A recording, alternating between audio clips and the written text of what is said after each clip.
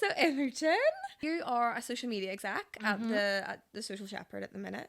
And you've been here, it must be coming up to a year now. It is coming up to a year. I think one of the core things we look at, obviously, work across a lot of Instagram accounts. I think at pitch stage, one of the first things we'll do is start to looking at people's bio. And I think the bio is such an undervalued piece of media for the people sort of just don't give it the credit that it deserves and don't utilize it in the most possible way. So I guess, Imogen, if you were going to look at a brand's bio when you were, looking to do an audit, what kind of things would you be looking out for and what would you be suggesting? First thing I would probably look at and suggest is your username and your handle doesn't have to be the same. Yeah. So let's say I'm an up and coming artist and my name's Imogen Ford, so that would be my username, but my handle would be Imogen Art Ford or Imogen Ford's Art. Because when the word art is used, if people are then searching for art, that keywords will pop up, therefore my profile will be pushed with the algorithm and forward. I think that's such a key point about searchability, because I think we always talk about Pinterest being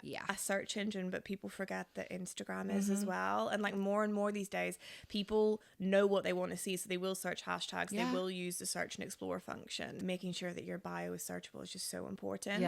But I guess there's loads of other things people can do to increase searchability. Yeah, exactly. So we don't really recommend, whacking out 30 hashtags in your bio. However, I know in my work, I'll use a hashtag to look for content or things like that. And usernames pop up from that, and because the algorithm's seen that, let's say, hashtag art is being used, so therefore when I search it, somebody's bio will come up and I'll be like, oh, let's have a little look at this. So using one or two hashtags to tell the algorithm what it is, it's not a bad thing, as long as, again, you're not using 30 so many.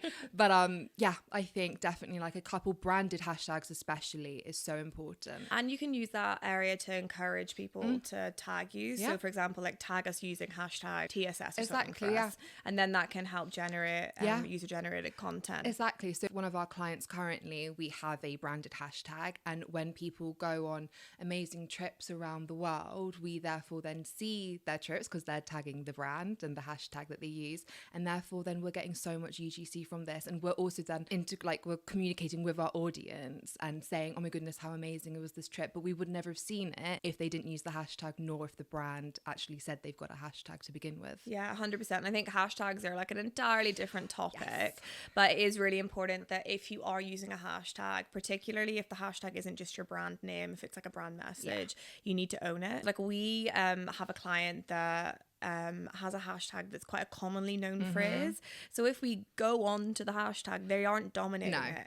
And so if you're using a hashtag that isn't related to your brand name but is related to your industry, you need to make sure you're dominating it, and so you need to be pushing people to use it, and your bio is the perfect place to do that. I guess, is there anything else that you think, whenever you were top scanning an Instagram account, what you would kind of look at from a search perspective, or just anything? For me, especially with my job being very creative, I look at the display picture because I'm just nosy and I like to see, but also I think just trial out what works for your brand. If it's using your face, if you're a really small content creator, you're a local business, and mixing up between being a bit more personable and your logo, just seeing what the audience is liking. But you need your display picture to stand out, make it pop, because the crowd out there is just, when you're scrolling, it is the display pictures that stand out a little bit. So, and I'd always say, you said, play it up with what you're in there, but have your branding consistent. So if you've got a core brand color, regardless of what it is, and some people even do the thing where they put a circle around it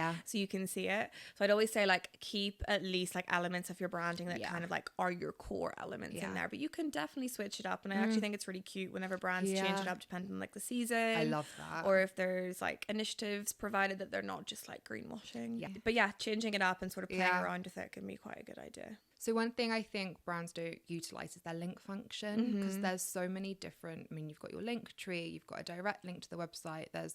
We definitely recommend utilizing that, and it's such a thing that brands just forget about, really. And I think where it's hard to track things with attribution, so if you're just whacking a link, and then obviously you get reports on the back of Instagram on website clicks, but that doesn't actually show you how many people have landed on your website. So whether you're putting that on you know, a link shortener like Bitly or something, and you know, you can pay for the customized version where you can put a UTM in there where you can fully track that through in Google Analytics, or like you said, using a link tree where you can further filter where people go out. I think it is just massively undervalued. I do understand it from some people's perspective where they just want their link to look cute and have their brand name in it, but for the purposes of full like social performance, exactly, it makes sense. You need to optimize as much as you possibly can. And I think traffic is one of, you know, the core KPIs we would look at from organic social.